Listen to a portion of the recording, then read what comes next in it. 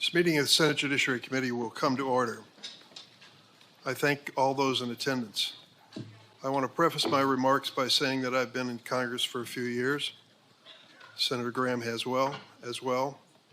If you do not believe this is an idea whose time has come, take a look at the turnout here. Today, the Senate Judiciary Committee will continue its work on an issue on the mind of most American families: how to keep our kids safe from sexual exploitation and harm in the internet age. Online child sexual exploitation includes the use of online platforms to target and groom children, and the production and endless distribution of child sexual abuse material, CSAM, which can haunt victims for their entire lives and in some cases take their lives. Everyone here will agree this conduct is abhorrent. I'd like to turn to a brief video to hear directly from the victims, the survivors, about the impact these crimes have had on them.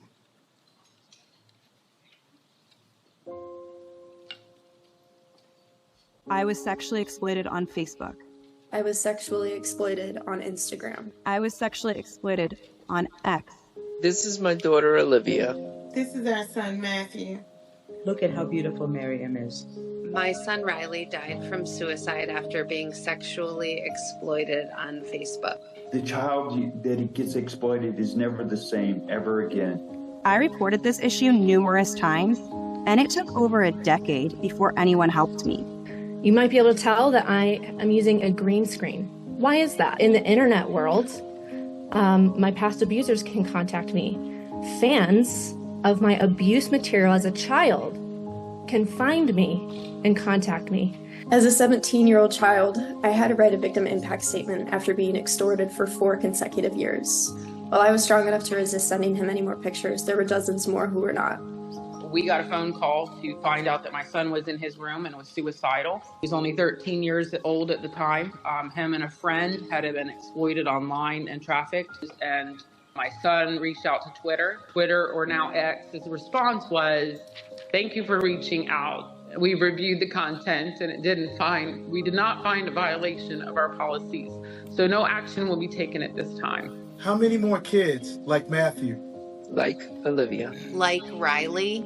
How many more kids will suffer and die because of social media? Big tech failed to protect my child from sexual exploitation. Big tech failed to protect me from online sexual exploitation. And we need Congress to do something for our children and protect them. It's not too late. It's not too late to do something about it. Online child sexual exploitation is a crisis in America. In 2013, the National Center for Missing and Exploited Children, known as NCMEC, received approximately 1,380 cyber tips per day. By 2023, just 10 years later, the number of cyber tips has risen to 100,000 reports a day. That's 100,000 daily reports of child sexual abuse material, also known as CSAM. In recent years, we've also seen an explosion in the so-called financial sextortion, in which a predator uses a fake social media account to trick a minor into sending explicit photos or videos, then threatens to release them unless the victim sends money. In 2021, NCMEC received a total of 139 reports of sextortion, 2021. In 2023, through the end of October alone, this number skyrocketed to more than 22,000. More than a dozen children have died by suicide after becoming victims of this crime. This disturbing growth in child sexual exploitation is driven by one thing: changes in technology. In 1996, the world's best-selling cell phone was the Motorola StarTAC. While groundbreaking at the time, the clamshell-style cell phone wasn't much different from a traditional phone. It allowed users to make and receive calls and even receive text messages, but that was about it. Fast forward to today. Smartphones are in the pockets of seemingly every man, woman, and teenager on the planet. Like the StarTAC today, today's smartphones allow users to make and receive calls and text, but they can also take photos and videos, support live streaming, and offer countless apps. With the touch of your finger, that smartphone that can entertain and inform you can become a back alley where the lives of your children are damaged and destroyed. These apps have changed the ways we live, work, and play. But as investigations have detailed, social media and messaging apps have also given predators powerful new tools to sexually exploit children. Your carefully crafted algorithms can be more powerful force on the lives of our children than even the most best-intentioned parent. Discord has been used to groom, abduct, and abuse children. Meta's Instagram helped connect and promote a network of pedophiles. Snapchat's disappearing messages have been co-opted by criminals who financially extort young victims. TikTok has become a, quote, platform of choice for predators to access, engage, and groom children for abuse. And the prevalence of CSAM on X has grown as the company has gutted its trust and safety workforce. Today, we'll hear from the CEOs of those companies. They are not only the tech companies that have contributed to this crisis, they are responsible for many of the dangers our children face online. Their design choices, their failures to adequately invest in trust and safety, their constant pursuit of engagement and profit over basic safety have all put our kids and grandkids at risk. Coincidentally, several of these companies implemented common sense child safety improvements within the last week, days before their CEOs would have to justify their lack of action before this committee. But the tech industry alone is not to blame for the situation we're in. Those of us in Congress need to look in the mirror.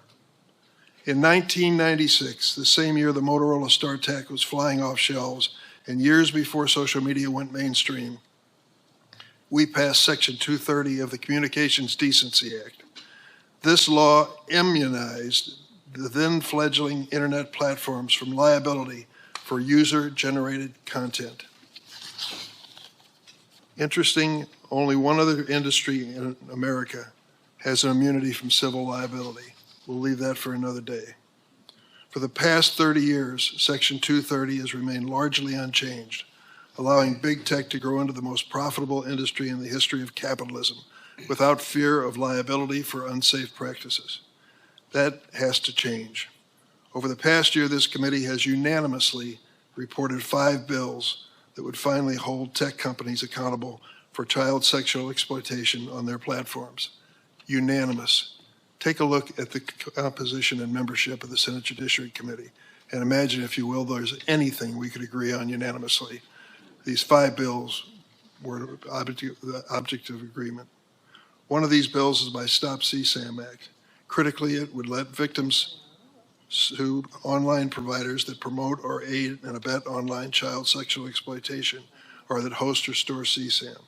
This stand against online child sexual exploitation is bipartisan and absolutely necessary.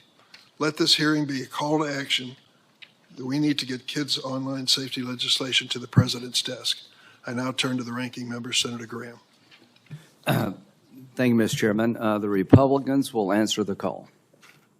All of us, every one of us, is ready to work with you and our Democratic colleagues on this committee to prove to the American people, while Washington is certainly broken, there's a ray of hope, and it is here. It lies with your children. After years of working on this issue with you and others, I've come to conclude the following. Social media companies, as they are currently designed and operate, are dangerous products. They're destroying lives, threatening democracy itself. These companies must be reined in, or the worst is yet to come. Gavin Guffey is a representative, Republican representative from South Carolina in the Rock Hill area. To all the victims who came and showed us photos of your loved ones, don't quit. It's working.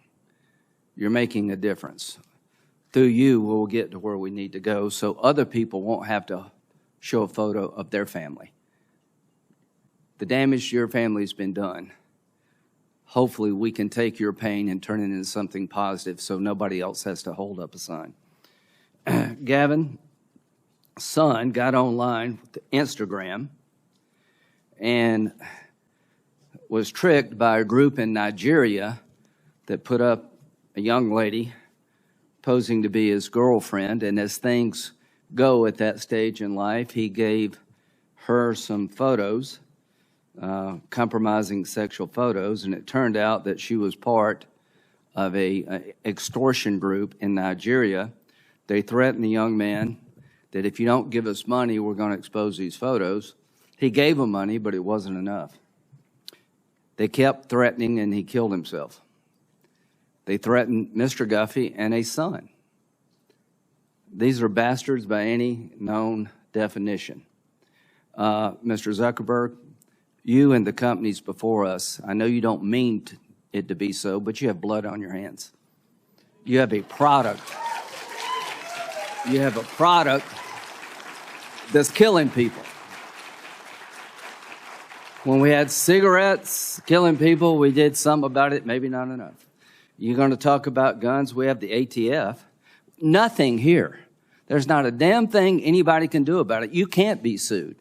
Now, Senator Blumenthal and Blackburn, who've been like the dynamic duo here, have found emails from your company where they warned you about this stuff, and you decided not to hire 45 people that could do a better job of policing this. So the bottom line is you can't be sued. You should be. And these emails would be great for punitive damages. But the courtroom's closed to every American abused by all the companies in front of me. Of all the people in America we could give blanket liability protection to, this would be the last group I would pick. It is now time to repeal Section 230. This committee is made up of ideologically most different people you could find. We've come together through your leadership, Mr. Chairman, to pass 5 bills to deal with the problem of exploitation of children. I'll talk about them in depth in a little bit. The bottom line is all these bills have met the same fate. They go nowhere. They leave the committee and they die. Now, there's another approach. What do you do with dangerous products? You either allow lawsuits, you have statutory protections to protect consumers, or you have a commission of sorts to regulate the industry in question, to take your license away if you have a license, to fine you. None of that exists here. We live in America in 2024 where there is no regulatory body dealing with the most profitable, biggest companies in the history of the world. They can't be sued, and there's not one law on the book that's meaningful protecting the American consumer. Other than that, we're in a good spot. So here's what I think is going to happen. I think after this hearing today, we're going to put a lot of pressure on our colleagues, leadership of the Republican Democratic Senate, to let these bills get to the floor and vote. And I'm going to go down, starting in a couple of weeks, make unanimous consent request to do CSAM, do the Earn It Act, do your bill, do all of the bills, and you can be famous, come and object. I'm going to give you a chance to be famous. Now, Elizabeth Warren and Lindsey Graham have almost nothing in common. I promised her I would say that publicly. The only thing worse than me doing a bill with Elizabeth Warren is her doing a bill with me. We have sort of parked that because Elizabeth and I see an abuse here that needs to be dealt with. Senator Durbin and I have different political philosophies, but I appreciate what you've done on this committee. You've been a great partner. To all of my Democratic colleagues, thank you very, very much. To my Republican colleagues, thank you all very, very much. Save the applause for when we get a result. It's all talk right now. But there'll come a day, if we keep pressing, to get the right answer for the American people. What is that answer? Accountability. Now, these products have an upside. You've enriched our lives in many ways. Mr. Zuckerberg, you created a product I use. The idea, I think, when you first came up with this, be able to talk to your friends and your family and pass on your life, to be able to have a place where you could talk to your friends and family about good things going on in life. And I use it. We all use it. There's an upside to everything here, but the dark side hasn't been dealt with. It's now time to deal with the dark side because people have taken your idea and they have turned it into a nightmare for the American people. They've turned it into a nightmare for the world at large. TikTok. We had a great discussion about how maybe Larry Ellison through Oracle can protect American data from Chinese communist influence.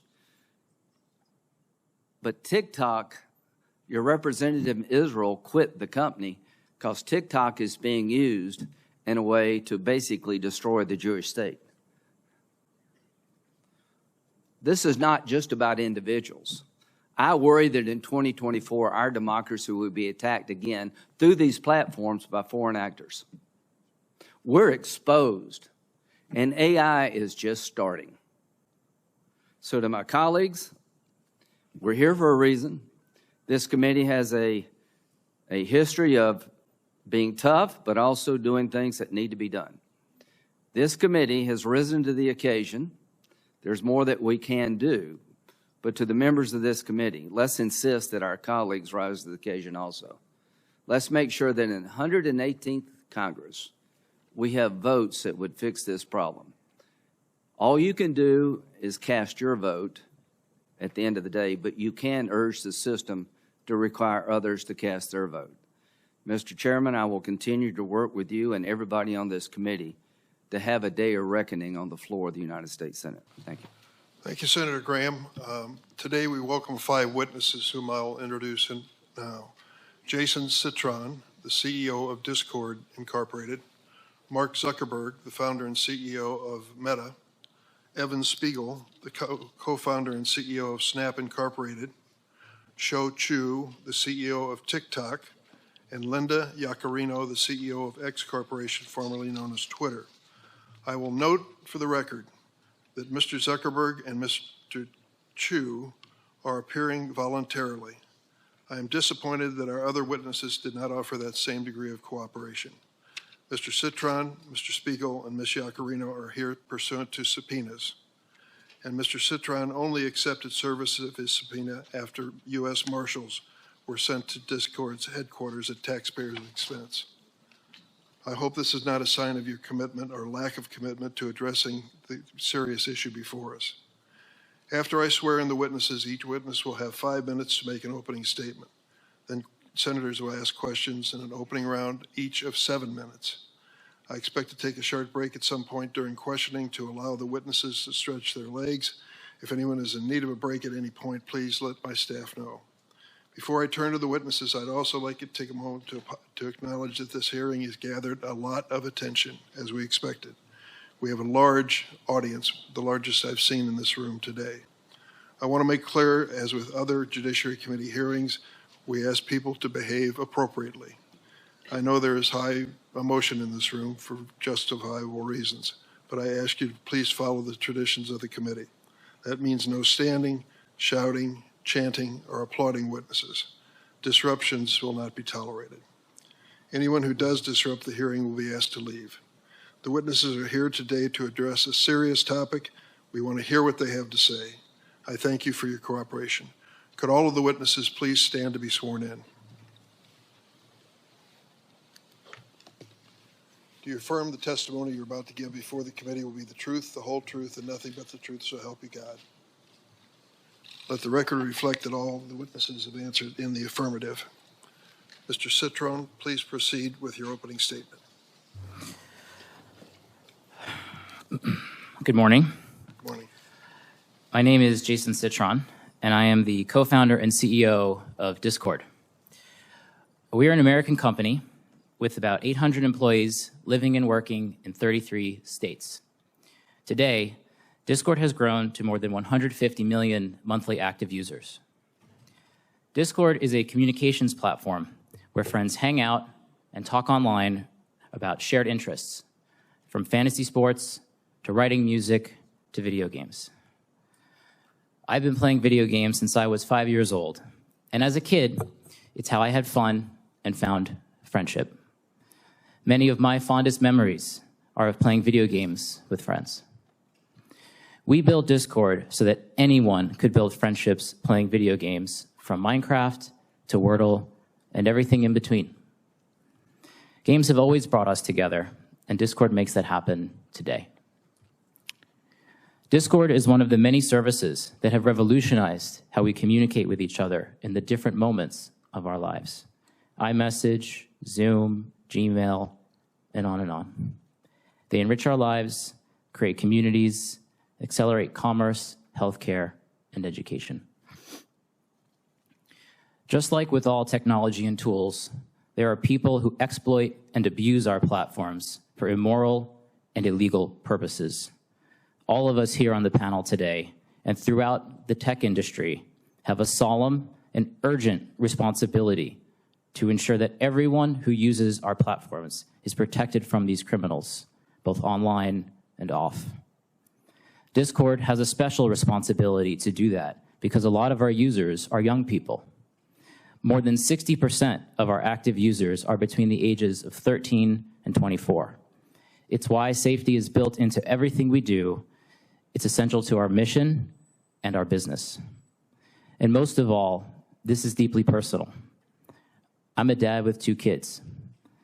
I want Discord to be a product that they use and love, and I want them to be safe on Discord.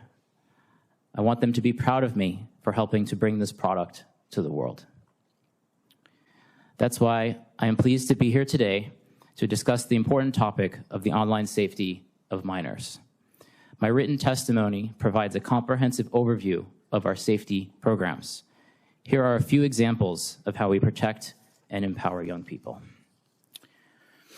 First, we've put our money into safety. The tech sector has a reputation of larger companies buying smaller ones to increase user numbers and boost financial results. But the largest acquisition we've ever made at Discord was a company called Centropy. It didn't help us expand our market share or improve our bottom line. In fact, because it uses AI to help us identify, ban, and report criminals and bad behavior, it has actually lowered our user count by getting rid of bad actors. Second, you've heard of end-to-end encryption that blocks anyone, including the platform itself, from seeing users' communications. It's a feature on dozens of platforms, but not on Discord. That's a choice we've made. We don't believe we can fulfill our safety obligations if the text messages of teens are fully encrypted, because encryption would block our ability to investigate a serious situation and, when appropriate, report to law enforcement. Third, we have a zero-tolerance policy on child sexual abuse material, or CSAM. We scan images uploaded to Discord to detect and block the sharing of this abhorrent material. We've also built an innovative tool, Teen Safety Assist, that blocks explicit images and helps young people easily report unwelcome conversations. We've also developed a new semantic hashing technology for detecting novel forms of CSAM called CLIP, and we're sharing this technology with other platforms through the Tech Coalition. Finally, we recognize that improving online safety requires all of us to work together. So we partner with nonprofits, law enforcement, and our tech colleagues to stay ahead of the curve in protecting young people online. We want to be the platform that empowers our users to have better online experiences, to build true connections, genuine friendships, and to have fun. Senators, I sincerely hope today is the beginning of an ongoing dialogue that results in real improvements in online safety. I look forward to your questions and to helping the committee learn more about Discord. Thank you, Mr. Citron. Mr. Zuckerberg. Chairman Durbin, Ranking Member Graham, and members of the committee. Every day, teens and young people do amazing things on our services. They use our apps to create new things, express themselves, explore the world around them, and feel more connected to the people they care about. Overall, teens tell us that this is a positive part of their lives. But some face challenges online, so we work hard to provide parents and teens support and controls to reduce potential harms. Being a parent is one of the hardest jobs in the world. Technology gives us new ways to communicate with our kids and feel connected to their lives, but it can also make parenting more complicated. And it's important to me that our services are positive for everyone who uses them. We are on the side of parents everywhere working hard to raise their kids. Over the last 8 years, we've built more than 30 different tools, resources, and features that parents can set time limits for their teens using our apps, see who they're following, or if they report someone for bullying. For teens, we've added nudges that remind them when they've been using Instagram for a while or if it's getting late and they should go to sleep. as well as ways to hide words or people without those people finding out. We put special restrictions on teen accounts on Instagram. By default, accounts for under 16s are set to private, have the most restrictive content settings, and can't be messaged by adults that they don't follow or people they aren't connected to.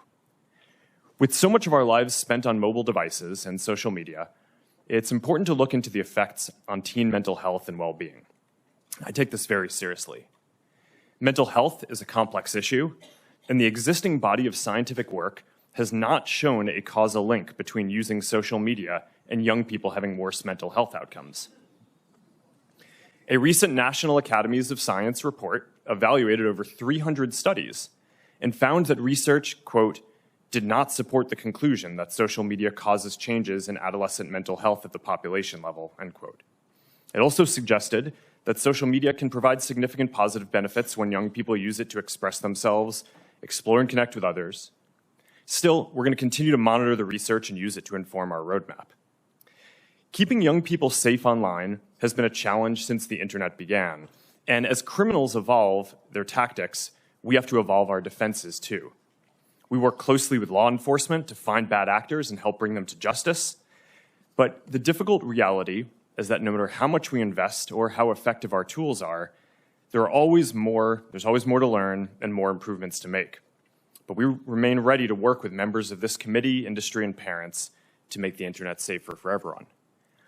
I'm proud of the work that our teams do to improve online child safety on our services and across the entire internet. We have around 40,000 people overall working on safety and security, and we've invested more than $20 billion in this since 2016, including around $5 billion in the last year alone. We have many teams dedicated to child safety and teen well-being, and we lead the industry in a lot of the areas that we're discussing today. We build technology to tackle the worst online risks and share it to help our whole industry get better, like Project Lantern, which helps companies share data about people who break child safety rules, and we're founding members of Take It Down, a platform which helps young people prevent their nude images from being spread online.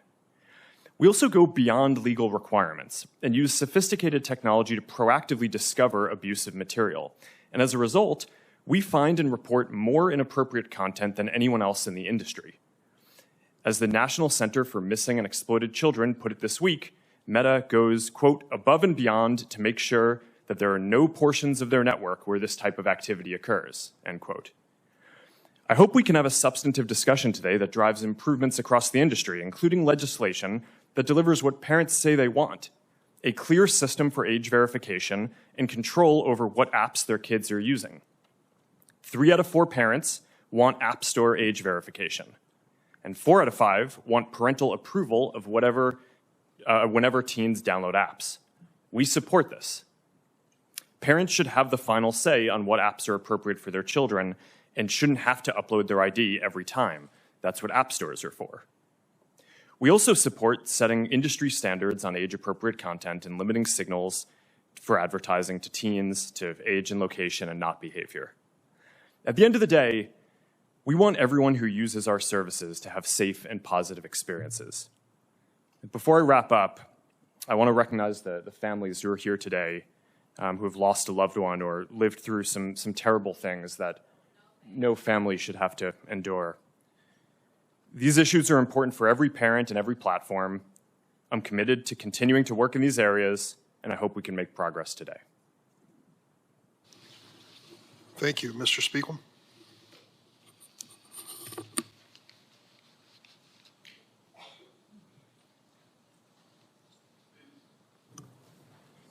Chairman Durbin, Ranking Member Graham, and members of the committee, thank you for convening this hearing and for moving forward important legislation to protect children online. I'm Evan Spiegel, the co-founder and CEO of Snap. We created Snapchat, an online service that is used by more than 800 million people worldwide to communicate with their friends and family. I know that many of you have been working to protect children online since before Snapchat was created, and we are grateful for your long-term dedication to this cause and your willingness to work together to help keep our community safe. I want to acknowledge the survivors of online harms and the families who are here today who have suffered the loss of a loved one. Words cannot begin to express the profound sorrow I feel that a service we designed to bring people happiness and joy has been abused to cause harm. I want to be clear that we understand our responsibility to keep our community safe. I also want to recognize the many families who have worked to raise awareness on these issues, pushed for change, and collaborated with lawmakers on important legislation like the Cooper-Davis Act, which can help save lives. I started building Snapchat with my co-founder, Bobby Murphy, when I was 20 years old. We designed Snapchat to solve some of the problems that we experienced online when we were teenagers. We didn't have an alternative to social media.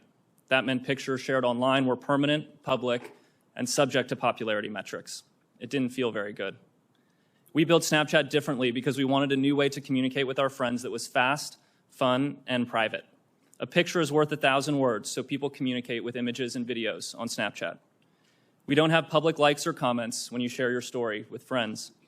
Snapchat is private by default, meaning that people need to opt in to add friends and choose who can contact them. When we built Snapchat, we chose to have the images and videos sent through our service delete by default.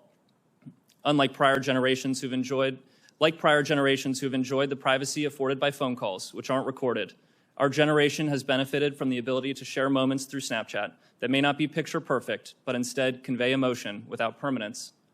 Even though Snapchat messages are deleted by default, we let everyone know that images and videos can be saved by the recipient.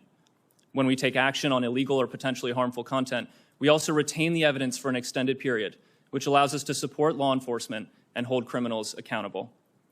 To help prevent the spread of harmful content on Snapchat, we approve the content that is recommended on our service using a combination of automated processes and human review. We apply our content rules consistently and fairly across all accounts. We run samples of our enforcement actions through quality assurance to verify that we're getting it right.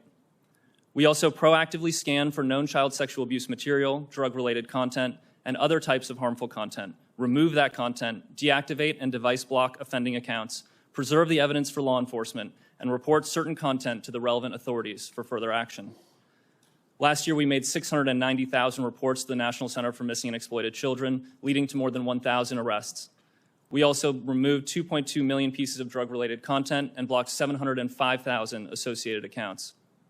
Even with our strict privacy settings, content moderation efforts, proactive detection, and law enforcement collaboration, bad things can still happen when people use online services. That's why we believe that people under the age of 13 are not ready to communicate on Snapchat. We strongly encourage parents to use the device-level parental controls on iPhone and Android.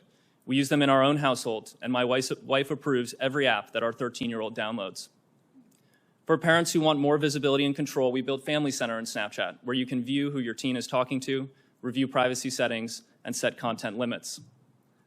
We have worked for years with members of the committee on legislation like the Kids Online Safety Act and the Cooper-Davis Act, which we are proud to support. I want to encourage broader industry support for legislation protecting children online. No legislation is perfect, but some rules of the road are better than none.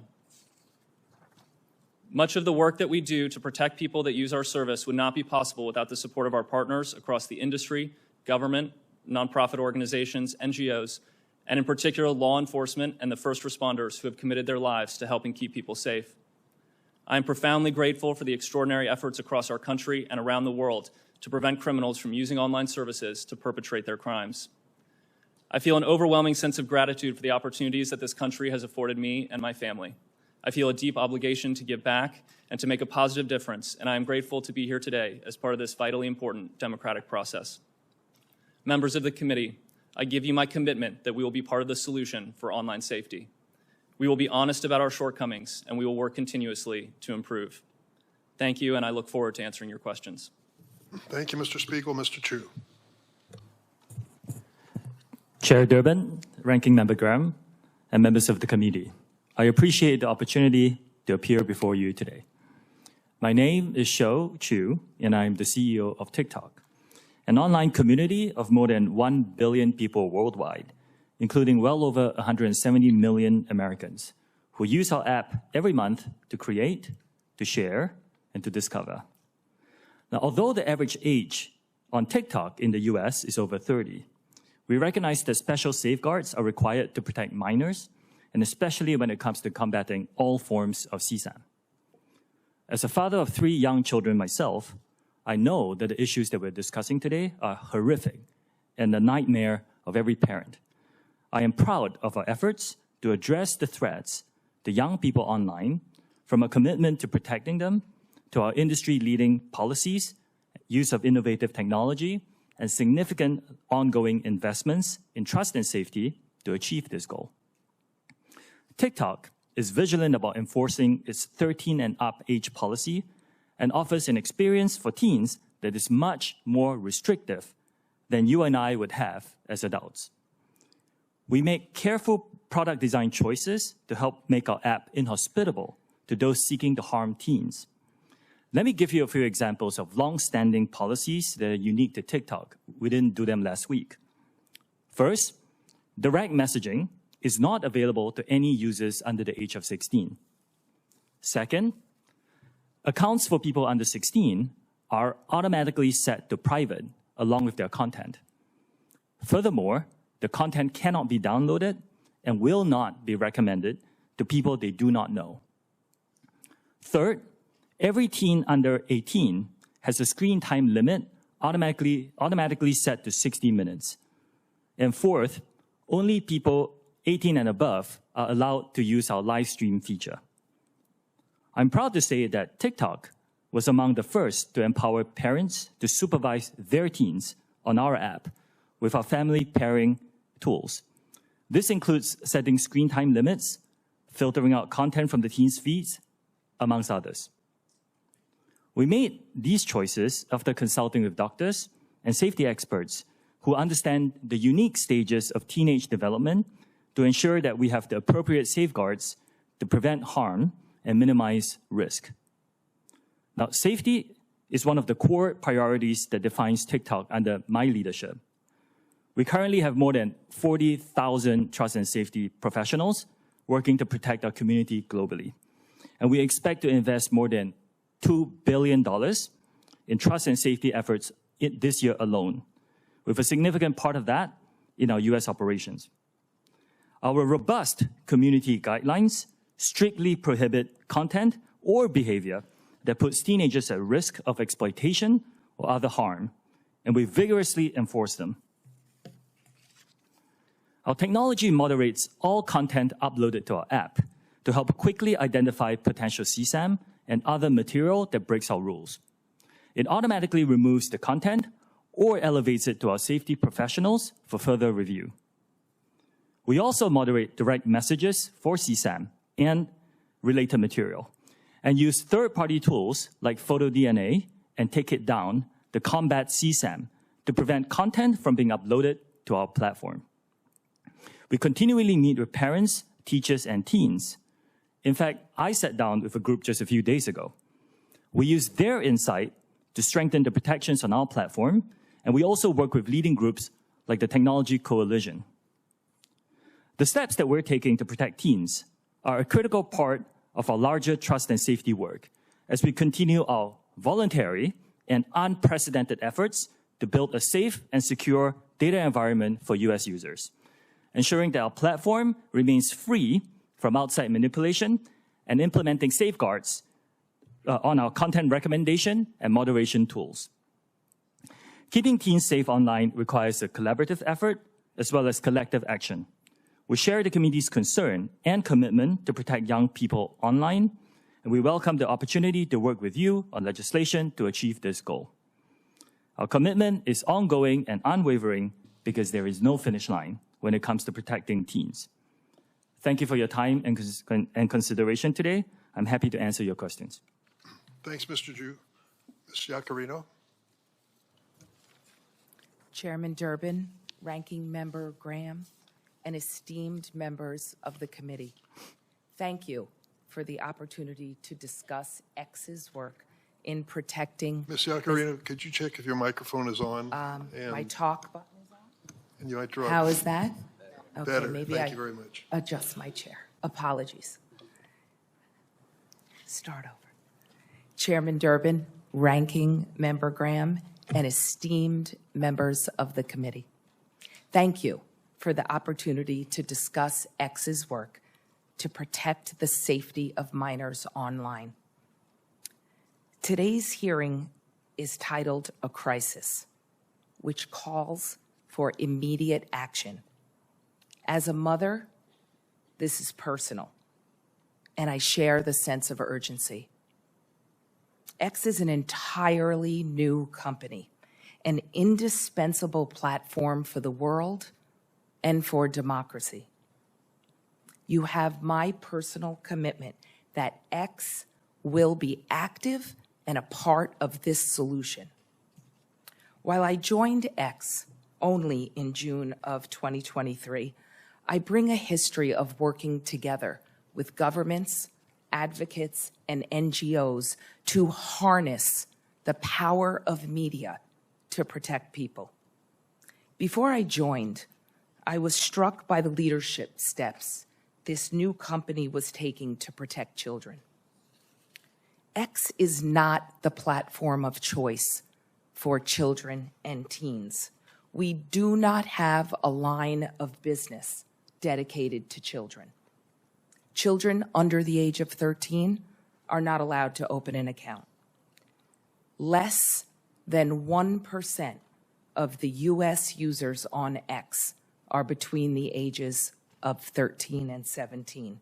And those users are automatically set to a private default setting and cannot accept a message from anyone they do not approve. In the last 14 months, X has made material changes to protect minors. Our policy is clear. X has zero tolerance towards any material that features or promotes child sexual exploitation. My written testimony details X's extensive policies on content or actions that are prohibited and include grooming, blackmail, and identifying alleged victims of CSE.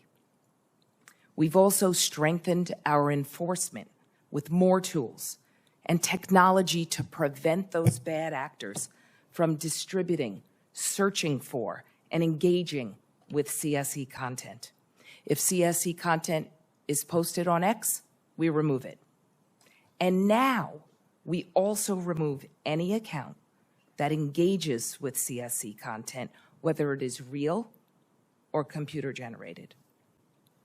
Last year, X suspended 12.4 million accounts for violating our CSE policies. This is up from 2.3 million accounts that were removed by Twitter in 2022.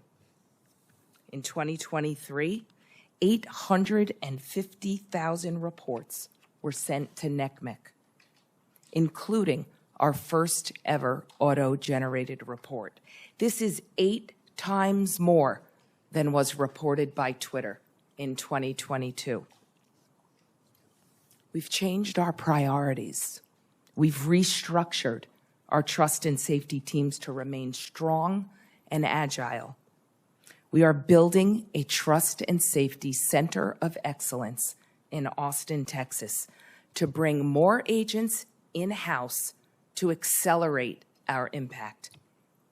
We're applying to the Technology Coalition's Project Lantern to make further industry-wide progress and impact. We've also opened up our algorithms for increased transparency.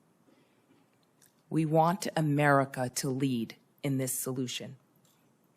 X commends the Senate for passing the REPORT Act, and we support the SHIELD Act. It is time for a federal standard to criminalize the sharing of non-consensual intimate material. We need to raise the standards across the entire internet ecosystem, especially for those tech companies that are not here today and not stepping up. X supports the Stop CSAM Act. The Kids Online Safety Act should continue to progress, and we will support the continuation to engage with it and ensure the protections of the freedom of speech. There are 2 additional areas that require everyone's attention. First, as the daughter of a police officer, law enforcement must have the critical resources to bring these bad offenders to justice. Second, with artificial intelligence, offenders' tactics will continue to sophisticate and evolve. Industry collaboration is imperative here. X believes that the freedom of speech and platform safety can and must coexist. We agree that now is the time to act with urgency. Thank you. I look forward to answering your questions. Thank you very much, Ms. Iaccarino. Now we'll go into rounds of questions, 7 minutes each for the members as well. I would like to make note of your testimony, Ms. Iaccarino. I believe you are the first social media company to publicly endorse the CSAM Act. It is our honor, Chairman. That is progress, my friends. Thank you for doing that. I'm still going to be asking some probing questions, but let me get down to the bottom line here. I'm going to focus on my legislation on CSAM. What it says is civil liability if you intentionally or knowingly host or store child sexual abuse materials or make child sex abuse materials available. Secondly, intentionally or knowingly promote or aid and abet a violation of child sexual exploitation laws. Is there anyone here who believes you should not be held civilly liable for that type of conduct? Mr. Citron? Good morning, Chair. We very much believe that this content is disgusting and that there are many things about the Stop CSAM bill that I think are very encouraging, and we very much support adding more resources for the cyber tip line and modernizing that along with giving more resources to NCMEC. I'd be very open to having conversations with you and your team to talk through the details of the bill some more. I sure would like to do that, because if you intentionally or knowingly host or store CSAM, I think you ought to at least be civilly liable. I can't imagine anyone who would disagree with that. Yeah, it's disgusting content. It certainly is. That's why we need you supporting this legislation. Mr. Spiegel, I want to tell you, I listened closely to your testimony here, and it's never been a secret that Snapchat is used to send sexually explicit images. In 2013, early in your company's history, you admitted this in an interview. Do you remember that interview? Senator, I don't recall the specific interview. You said that when you were first trying to get people on the app, you would, quote, go up to the people and be like, hey, you should try this application. You can send disappearing photos. And they would say, oh, for sexting? Do you remember that interview? Senator, when we first created the application, it was actually called Pickaboo, and the idea was around disappearing images. The feedback we received from people using the app is that they were actually using it to communicate. So we changed the name of the application to Snapchat, and we found that people were using it to talk visually. As early as 2017, law enforcement identified Snapchat as the pedophile's go-to sexual exploitation tool. The case of a 12-year-old girl identified in court only as LW shows the danger. Over 2.5 years, a predator sexually groomed her, sending her sexually explicit images and videos over Snapchat. The man admitted that he only used Snapchat with LW and not any other platforms because he, quote, knew the chats would go away. Did you and everyone else at Snap really fail to see that the platform was the perfect tool for sexual predators? Senator, that behavior is disgusting and reprehensible. We provide in-app reporting tools so that people who are being harassed or who are, have been shared inappropriate sexual content can report it. In the case of harassment or sexual content, we typically respond to those reports within 15 minutes so that we can provide help. When LW, the victim, sued Snapchat, her case was dismissed under Section 230 of the Communications Decency Act. Do you have any doubt that had Snap faced the prospect of civil liability for facilitating sexual exploitation, the company would have implemented even better safeguards? Senator, we already work extensively to proactively detect this type of behavior. We make it very difficult for predators to find teens on Snapchat. There are no public friends lists, no public profile photos. When we recommend friends for teens, we make sure that they have several mutual friends in common before making that recommendation. We believe those safeguards are important to preventing predators from misusing our platform. Mr. Citron, according to Discord's website, it takes a, quote, proactive and automated approach to safety only on servers with more than 200 members. Smaller servers rely on server owners and community moderators to define and enforce behavior. So how do you defend an approach to safety that relies on groups of fewer than 200 sexual predators to report themselves for things like grooming, trading a CSAM, or sextortion? Chair, our goal is to get all of that content off of our platform and ideally prevent it from showing up in the first place or from people engaging in these kind of horrific activities. We deploy a wide array of techniques that work across every surface on Discord. I mentioned we recently launched something called Teen Safety Assist, which works everywhere, and it's on by default for teen users. That kind of acts like a buddy that lets them know if they are in a situation or talking with someone that may be inappropriate, so they can report that to us and block that user. Mr. Citron, if that were working, we wouldn't be here today. Chair, this is an ongoing challenge for all of us. That is why we're here today. But we do have 15% of our company is focused on trust and safety, of which this is one of our top issues. That's more people than we have working on marketing and promoting the company. So we take these issues very seriously, but we know it's an ongoing challenge, and I look forward to working with you and collaborating with our tech peers and the nonprofits to improve our approach. I certainly hope so. Mr. Chu, your organization and business is one of the more popular ones among children. Can you explain to us what you are doing particularly and whether you have seen any evidence of CSAM in your business? Yes, Senator. We have a strong commitment to invest in trust and safety. And as I said in my opening statement, I intend to invest more than $2 billion in trust and safety this year alone. We have 40,000 safety professionals working on this topic. We have built a specialized child safety team to help us identify specialized issues, horrific issues like material like the ones you have mentioned. If we identify any on our platform and we proactively do detection, we will remove it and we will report them to NCMEC and other authorities. Why is it TikTok allowing children to be exploited into performing commercialized sex acts? Senator, I respectfully disagree with that characterization. Our live streaming product is not for anyone below the age of 18. We have taken action to identify anyone who violates that, and we remove them from using that service. At this point, I'm going to turn to my ranking member, Senator Graham. Thank you, Mr. Citron. You said we need to start a discussion. Be honest with you, we've been having this discussion for a very long time. We need to get a result, not a discussion. Do you agree with that? Ranking member, I agree this is an issue that we've also been very focused on since we started our company in 2015, but this is the first time. Are you familiar with the Earn It Act, authored by myself and Senator Blumenthal? A little bit, yes. Okay, or do you support that?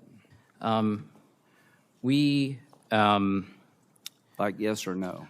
We're not prepared to support it today, but we believe that do you support the CSAM Act? The Stop CSAM Act, we are not prepared to support today, but we do you think support the SHIELD Act? We believe that the cyber tip line. Do you support it, yes or no? We believe that the cyber tip line and NCMEC. I'll take that to be no. The Project Safe Childhood Act, do you support it? We believe that. I'll take that to be no. The Report Act, do you support it? Ranking Member Graham, we very much look forward to having conversations with you and your team. Well, I look forward to passing a bill that will solve the problem. Do you support removing Section 230 liability protections for social media companies? I believe that Section 230 needs to be updated. It's a very old law. Do you support repealing it so people can sue if they believe they're harmed? I think that Section 230, as written, while it has many downsides, has enabled innovation on the internet, which I think has largely been. Thank you very much. So here you are. If you're waiting on these guys to solve the problem, we're going to die waiting. Mr. Zuckerberg, Mr.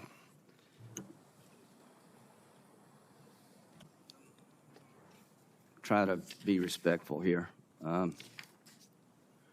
The representative from South Carolina, Mr. Guffey's son, got caught up in a sex extortion ring in Nigeria using Instagram.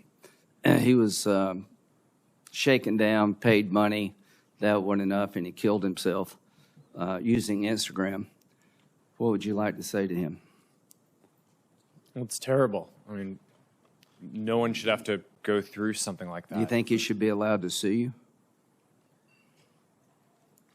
I think that they can sue us. Well, I think he should, and he can't. So the bottom line here, folks, is that this committee is done with talking. We passed 5 bills unanimously that in their different ways, and look at who did this. Graham Blumenthal, Durbin Hawley, Klobuchar Cornyn, Klobuchar, Blackburn, and Ossoff. I mean, we've found common ground here that just is astonishing. And we've had hearing after hearing, Mr. Chairman, and the bottom line is I've come to conclude, gentlemen, that you're not going to support any of this. Linda, how you say your last name? Yacarino. Do you support the Earn It Act? We strongly support the collaboration to raise industry practices to Do you support the Earn prevent It Act? CSAM. Do you support the Earn It? In English, do you support the Earn It Act? Yes or no? We don't need double speak We look here. forward to supporting and continue our conversations. Okay, so I'll as take you that can as no. see, But you have taken the reason the Earn It Act's important. You can actually lose your liability protections when children are exploited and you didn't use best business practices. See, the Earn It Act means you have to earn liability protection. You're given it no matter what you do. So to the members of this committee, it is now time to make sure that the people who are holding up the signs can sue on behalf of their loved ones. Nothing will change until the courtroom door is open to victims of social media. $2 billion, Mr. Chu. What percentage is that of what you made last year? Senator, it's a significant and increasing investment. As a I mean, private like, company, we're not you sharing pay our taxes. financials. I mean, 2% is what percent of your revenue? Senator, we're not ready to share our financials in public. Well, I just think $2 billion sounds a lot unless you make $100 billion. So the point is, you know, when you tell us you're going to spend $2 billion, great, but how much do you make? You know, it's all about eyeballs. Well, our goal is to get eyeballs on you. And it's just not about children. I mean, the damage being done. Do you realize, Mr. Chu, that your TikTok representative in Israel resigned yesterday? Yes, I am aware. Okay, and he said, I resigned from TikTok. We're living in a time in which our existence as Jews in Israel, and Israel is under attack and in danger. Multiple screenshots taken from TikTok's internal employee chat platform known as LARC show how TikTok's trust and safety officers celebrate the barbaric acts of Hamas and other Iranian-backed terror groups, including the Houthis in Yemen. Senator, I need to make it very clear that pro-Hamas content and hate speech is not allowed on our platform or within our company. Why did he resign? Why did he quit? Senator, we also do not allow any hateful behavior at work. Do you know why he quit? We do not allow this. We will investigate such claims. My question is, he quit. I'm sure he had a good job. He gave up a good job because he thinks your platform is being used to help people who want to destroy the Jewish state. And I'm not saying you want that. Mr. Zuckerberg, I'm not saying you want, as an individual, any of the harms. I am saying that the products you have created with all the upside have a dark side. Mr. Citron, I am tired of talking. I'm tired of having discussions. We all know the answer here. And here's the ultimate answer. Stand behind your product. Go to the American courtroom and defend your practices. Open up the courthouse door. Until you do that, nothing will change. Until these people can be sued for the damage they're doing, it is all talk. I'm a Republican who believes in free enterprise, but I also believe that every American who's been wronged has to have somebody to go to complain. There's no commission to go to that can punish you. There's not one law in the book because you oppose everything we do, and you can't be sued. That has to stop, folks. How do you expect the people in the audience to believe that we're going to help their families if we don't have some system or a combination of systems to hold these people accountable? Because for all the upside, the dark side is too great to live with. We do not need to live this way as Americans. Thank you, Senator Graham. Senator Klobuchar is next. She's been quite a leader on the subject for quite a long time on the SHIELD Act and with Senator Cornyn on the revenge porn legislation. Senator Klobuchar. Thank you very much, Chairman Durbin, and thank you, Ranking Member Graham, for those words. I couldn't agree more. For too long, we have been seeing the social media companies turn a blind eye when kids have joined these platforms in record numbers. They have used algorithms that push harmful content because that content got popular. They provided a venue, maybe not knowingly at first, but for dealers to sell deadly drugs like fentanyl.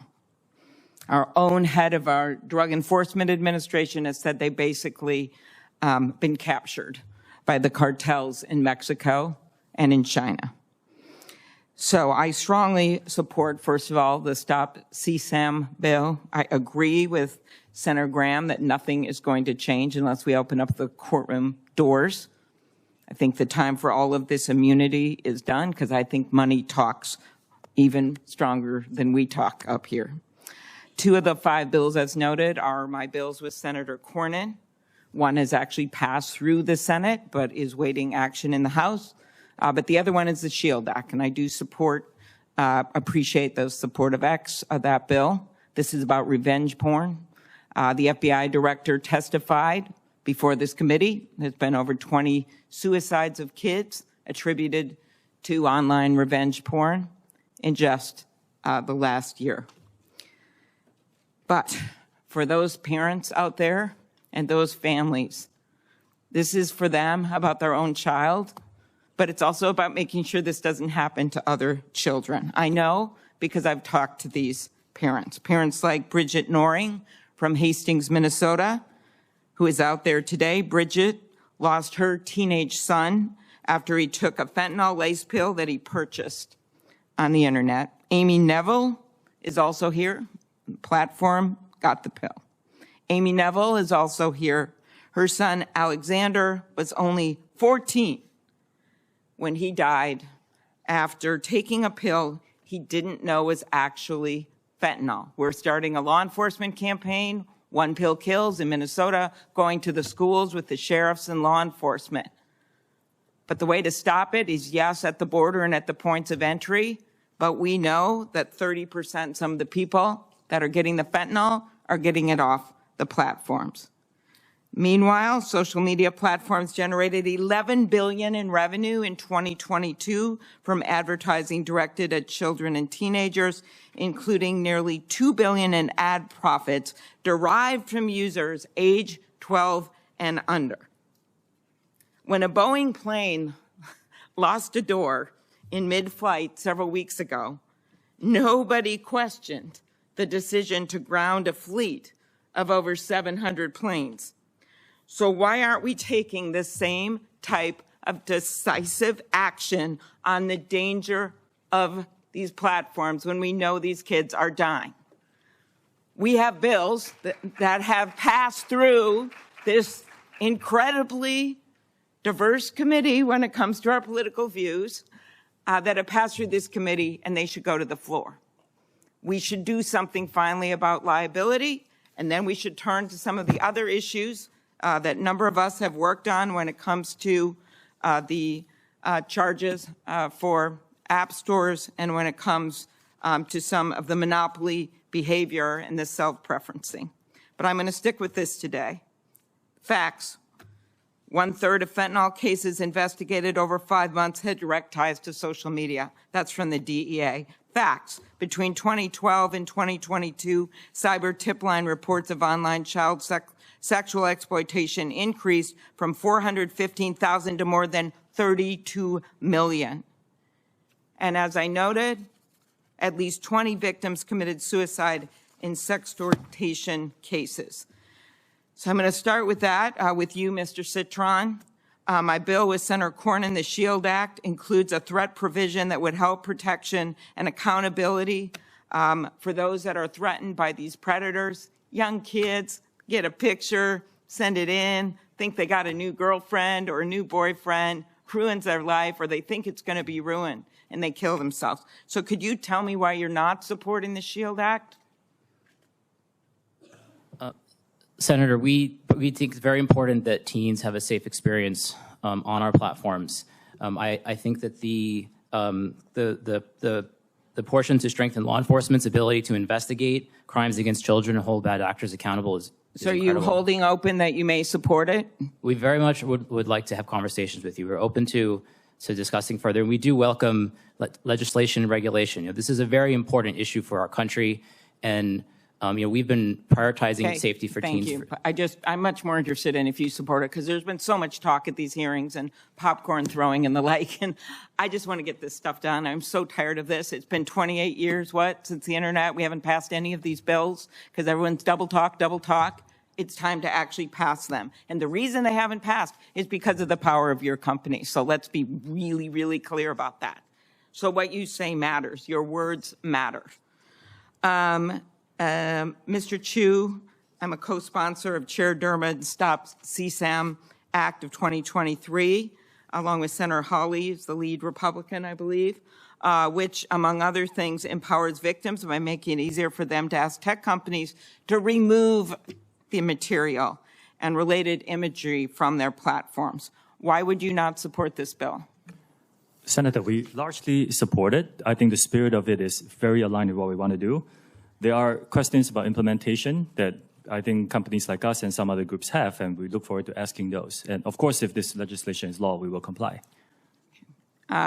Mr. Spiegel, I know we talked ahead of time. I do appreciate your company's support for the Cooper Davis Act, which will finally, it's a bill with Senator Shaheen and Marshall, which will allow law enforcement to do more when it comes to fentanyl. I think you know what a problem this is. Devin Noring, teenager from Hastings, I mentioned his mom here, suffered dental pain and migraines, so he bought what he thought was a Percocet over Snap, but instead he bought a counterfeit drug laced with a lethal dose of fentanyl. As his mom, who's here with us today, said, all of the hopes and dreams we as parents had for Devin were erased in the blink of an eye, and no mom should have to bury their kid. Talk about why you support the Cooper Davis Act. Senator, thank you. We strongly support the Cooper Davis Act, and we believe it will help DEA go after the cartels and get more dealers off the streets to save more lives. Okay. Are there others that support that bill? On this? No. Okay. Mr.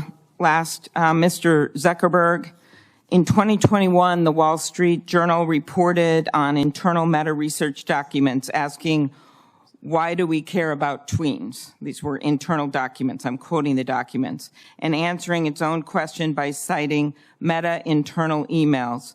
They are a valuable but untapped audience. At a commerce hearing, I'm also on that committee, I asked Meta's head of global safety why children aged 10 to 12 are so valuable to Meta. She responded, we do not knowingly attempt to recruit people who aren't old enough to use our apps.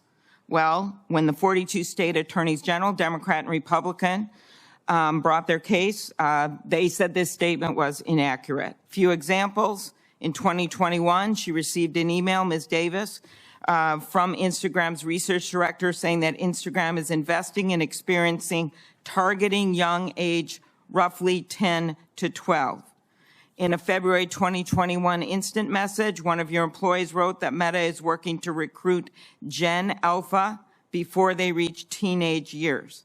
A 2018 email that circulated inside Meta says that you were briefed that children under 13 will be critical for increasing the rate of acquisition when users turn 13. Explain that with what I heard at that testimony at the Commerce hearing, that they weren't being targeted. And I just ask again, as the other witnesses were asked, why your company does not support the Stop CSAM Act or the SHIELD Act. Sure, Senator. I'm happy to talk to both of those. We had discussions internally about whether we should build a kids version of Instagram, like the kids versions of YouTube and other services. We haven't actually moved forward with that, and we currently have no plans to do so. So I can't speak directly to the exact emails that you cited, but it sounds to me like they were deliberations around a project that people internally thought was important, and we didn't end up moving forward with. Okay, and the bills, what are you going to say about the two bills? Sure. So overall, I mean, my position on the bills is I agree with the goal of all of them. There are most things that I agree with within them. There are specific things that I would probably do differently. We also have our own legislative proposal for what we think would be most effective in terms of helping the internet and the various companies give parents control over the experience. So I'm happy to go into the detail on any one of them, but ultimately, I mean, I think that this I think these parents will tell you that this stuff hasn't worked to just give parents control. They don't know what to do. It's very, very hard, and that's why we are coming up with other solutions that we think are much more helpful to law enforcement, but also this idea of finally getting something going on liability. Because I just believe with all the resources you have, that you actually would be able to do more than you're doing, or these parents would be sitting behind you right now in this Senate hearing room. Thank you, Senator Klobuchar. Can I speak to that? Or do you want me to come back later? Please, go ahead. I don't think that parents should have to upload an ID or prove that they're the parent of a child in every single app that their children use. I think the right place to do this, and a place where it would be actually very easy for it to work, is within the app stores themselves, where my understanding is Apple and Google already, or at least Apple, already requires parental consent when a child does a payment with an app. So it should be pretty trivial to pass a law that requires them to make it so that parents have control anytime a child downloads an app and offers consent of that. And the research that we've done shows that the vast majority of parents want that. And I think that that's the type of legislation, in addition to some of the other ideas that you all have, that would make this a lot easier for parents. Just to be clear, I remember one mom telling me, with all these things she could maybe do that she can't figure out, it's like a faucet overflowing in a sink, and she's out there with a mop while her kids are getting addicted to more and more different apps and being exposed to material. We've got to make this simpler for parents so they can protect their kids, and I just don't think this is going to be the way to do it. I think the answer is what Senator Graham has been talking about, which is opening up the halls of the courtroom so that puts it on you guys to protect these parents and protect these kids, and then also to pass some of these laws that makes it easier for law enforcement. Thank you, Senator Klobuchar. We're going to try to stick to the 7-minute rule. It didn't work very well, but I'll try to give additional time on the other side as well. Senator Cornyn. There's no question that your platforms are very popular, but we know that while here in the United States we have an open society and free exchange of information, that there are authoritarian governments, there are criminals who will use your platforms for the sale of drugs, for sex, for extortion, and the like. And Mr. Chu, I think your company is unique among the ones represented here today because of its ownership by ByteDance, a Chinese company. And I know there have been some steps that you've taken to wall off the data collected here in the United States. But the fact of the matter is that under Chinese law and Chinese national intelligence laws, all information accumulated by companies in the People's Republic of China are required to be shared with the Chinese intelligence services. ByteDance, the initial release of TikTok, I understand, was 2016. These efforts that you made with Oracle under the so-called Project Texas to wall off the U.S. data was in 2021, and apparently allegedly fully walled off in March of 23. What happened to all of the data that TikTok collected before that? Senator, thank you. From American users. Understand. TikTok is owned by ByteDance, which is majority owned by global investors, and we have 3 Americans on the board out of 5. You are right in pointing out that over the last 3 years, we have spent billions of dollars building out Project Texas, which is a plan that is unprecedented in our industry to firewall off protected U.S. data from the rest of our staff. And I'm asking about all of the data that you collected prior to that event. Yes, Senator. We have started a data deletion plan. I talked about this a year ago. We have finished the first phase of data deletion through our data centers outside of the Oracle Cloud infrastructure. And we're beginning phase 2, where we will not only delete from the data centers, we will hire a third party to verify that work.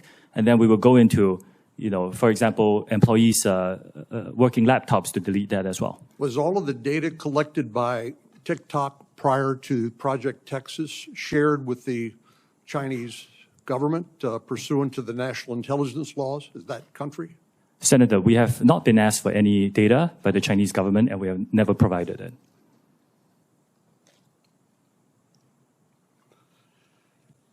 Your company is unique again among the ones represented here today because you're currently undergoing review by the Committee on Foreign Investment in the United States. Is that correct?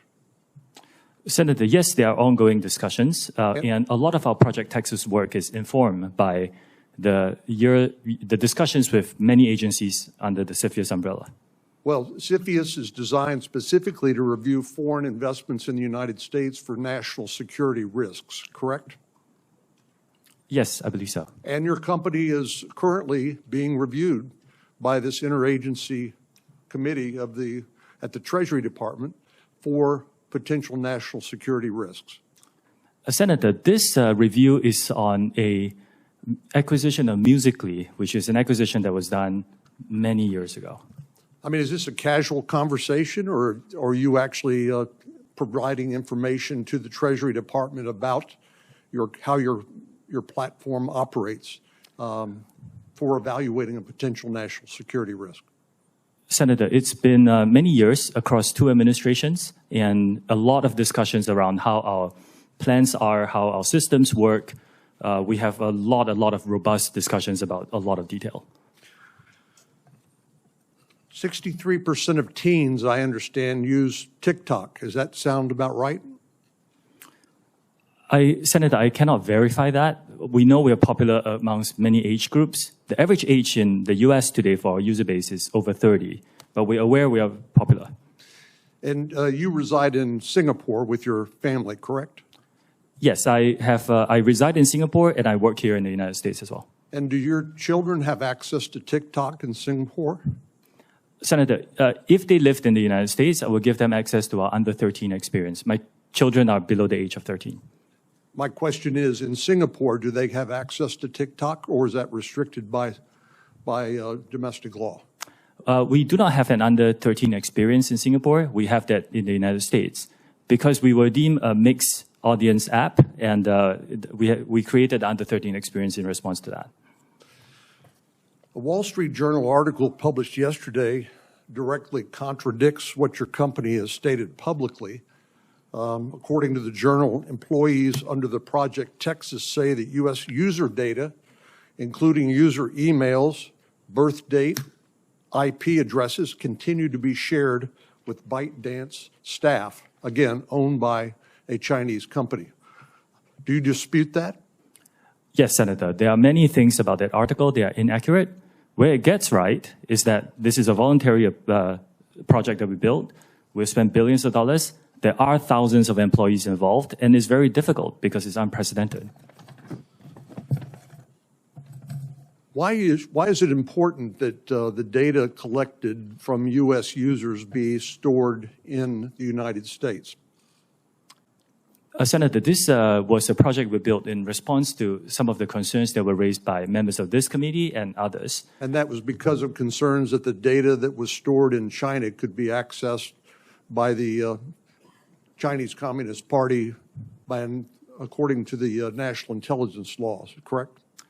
Senator, we are not the only company that does business, that has Chinese employees, for example. We're not even the only company in this room that hires Chinese nationals.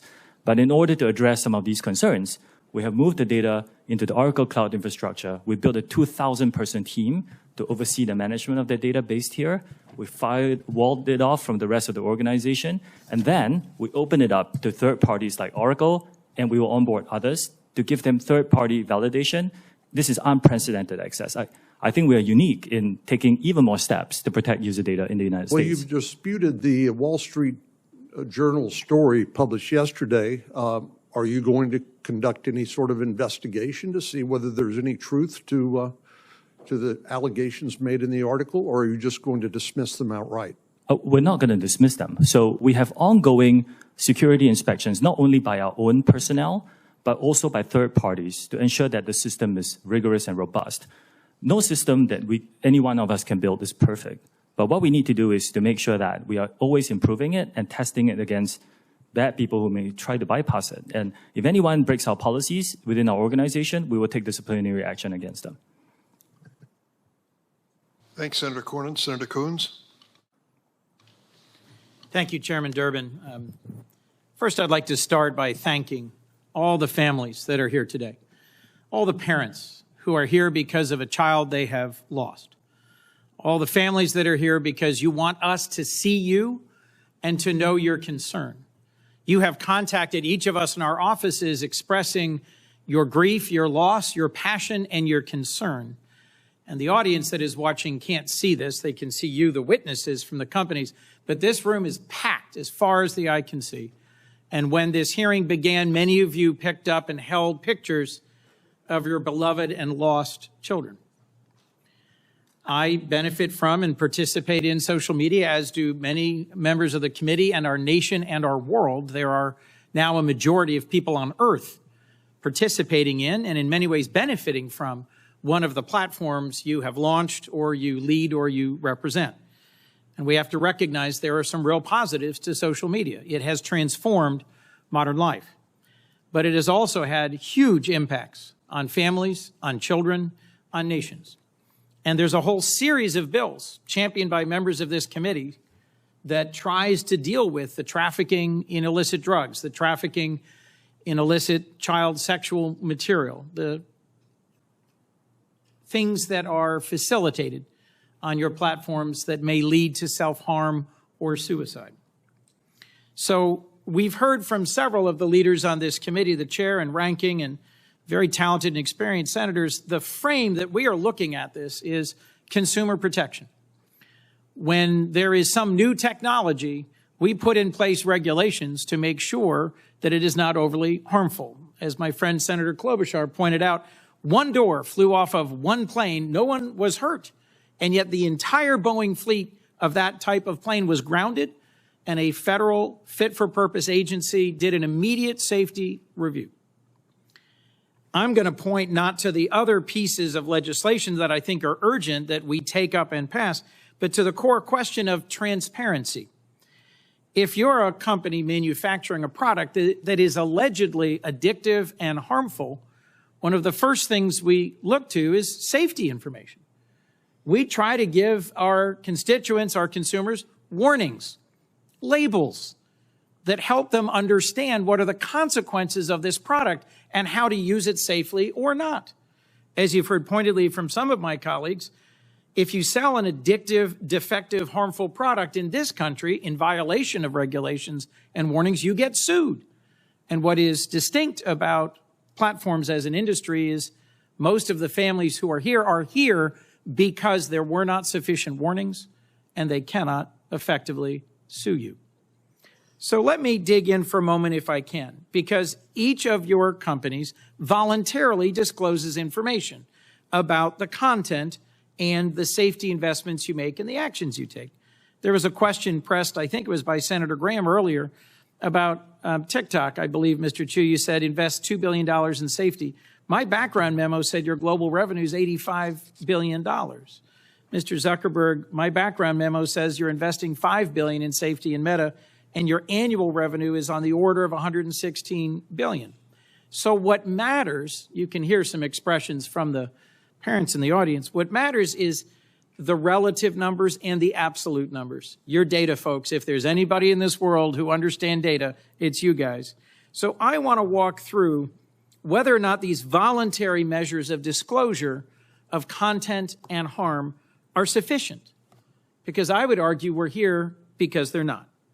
Without better information, how can policymakers know whether the protections you've testified about, the new initiatives, the starting programs, the monitoring, and the takedowns are actually working? How can we understand meaningfully how big these problems are without measuring and reporting data?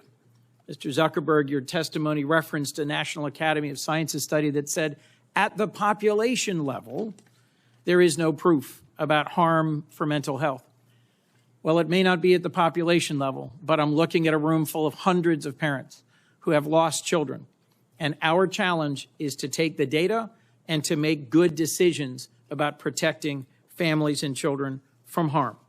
So let me ask about what your companies do or don't report. And I'm going to particularly focus on your content policies around self-harm and suicide. And I'm just going to ask a series of yes or no questions. And what I'm getting at is, do you disclose enough? Mr. Zuckerberg, from your policies prohibiting content about suicide or self-harm, do you report an estimate of the total amount of content, not a percentage of the overall, not a prevalence number, but the total amount of content on your platform that violates this policy? And do you report the total number of views that self-harm or suicide-promoting content that violates this policy gets on your platform? Yes, Senator. We pioneered a quarterly reporting on our community standards enforcement across all these different categories of harmful content. We focus on prevalence, which you mentioned, because what we're focused on is what % of the content that we take down. So, Mr. Zuckerberg, I'm going to interrupt you, and you're very talented. I have very little time left. I'm trying to get an answer to a question. Not as a percentage of the total, because remember, it's a huge number, so the percentage is small. But do you report the actual amount of content and the amount of views self-harm content received? No, I believe we focus on prevalence. Correct. You don't. Ms. Yakarina, yes or no? You report it or you don't? Senator, as a reminder, we have less than 1% of our users that are between the ages of 13 and 17. Do you report the absolute number of how many images and how often viewed? Posts and accounts that we've taken down in 2023? Yes. We've taken over almost 1 million posts down that in regards to mental health and self-harm. Mr. Chu, do you disclose the number of appearances of these types of content and how many are viewed before they're taken down? Senator, we disclose the number we take down based on each category of violation and how many of that were taken down proactively before it was reported. Mr. Spiegel? Yes, Senator, we do disclose. Mr. Citron? Yes, we do. So I've got 3 more questions I'd love to walk through if I had unlimited time. I will submit them for the record. The larger point is that platforms need to hand over more content about how the algorithms work, what the content does, and what the consequences are. Not at the aggregate, not at the population level, but the actual numbers of cases so we can understand the content. In closing, Mr. Chairman, I have a bipartisan bill, the Platform Accountability and Transparency Act, co-sponsored by Senators Cornyn, Klobuchar, Blumenthal on this committee and Senator Cassidy and others. It's in front of the Commerce Committee, not this committee. But it would set reasonable standards for disclosure and transparency to make sure that we're doing our jobs based on data. Yes, there's a lot of emotion in this field, understandably. But if we're going to legislate responsibly about the management of the content on your platforms, we need to have better data. Is there any one of you willing to say now that you support this bill? Mr. Chairman, let the record reflect a yawning silence from the leaders of the social media platforms. Thank you. Thanks, Senator Coons. We're on the first of 2 roll calls. And so please understand if some of the members leave and come back, it's no disrespect. They're doing their job. Senator Lee. Thank you, Mr. Chairman. Tragically, Survivors of sexual abuse are often repeatedly victimized and re-victimized over and over and over again by having non-consensual images of themselves on social media platforms. There's a NCMEC study that pointed out there was one instance of CSAM that reappeared more than 490,000 times after it had been reported. So we need tools in order to deal with this. We need, frankly, laws in order to mandate standards so that this doesn't happen, so that we have a systematic way of getting rid of this stuff, because there is literally no plausible justification, no way of defending this. One tool, one that I think would be particularly effective, is a bill that I'll be introducing later today, and I invite all my committee members to join me. It's called the PROTECT Act. The PROTECT Act would, in pertinent part, require websites to verify age and verify that they've received consent of any and all individuals appearing on their site in pornographic images. And it would also require platforms to have meaningful processes for an individual seeking to have images of him or herself removed in a timely manner. Ms. Iacarino, based on your understanding of existing law, what might it take for a person to have those images removed, say from X? Senator Lee, thank you. It sounds like what you're going to introduce into law in terms of ecosystem-wide and user consent sounds exactly like part of the philosophy of why we're supporting the SHIELD Act, and no one should have to endure non-consensual images being shared online. Yeah, and without that, without laws in place, and it's fantastic anytime a company, as you've described with yours, wants to take those steps, it's very helpful. It can take a lot longer than it should, and sometimes it does, to the point where somebody had images shared 490,000 times after it was reported to the authorities, and that's deeply concerning. But yes, the PROTECT Act would work in tandem with. It's a good complement to the SHIELD Act. Mr. Zuckerberg, let's turn to you next. As you know, I feel strongly about privacy and believe that one of the best protections for an individual's privacy online involves end-to-end encryption. We also know that a great deal of grooming and sharing of CSAM happens to occur on end-to-end encrypted systems. Tell me, does Meta allow juvenile accounts on its platforms to use encrypted messaging services within those apps? Sorry, Senator, what do you mean juvenile? Underage, people under 18. Under 18. We allow people under the age of 18 to use WhatsApp, and we do allow that to be encrypted, yes. Do you have a bottom level age at which they're not allowed to use it? I don't think we allow people under the age of 13. Okay.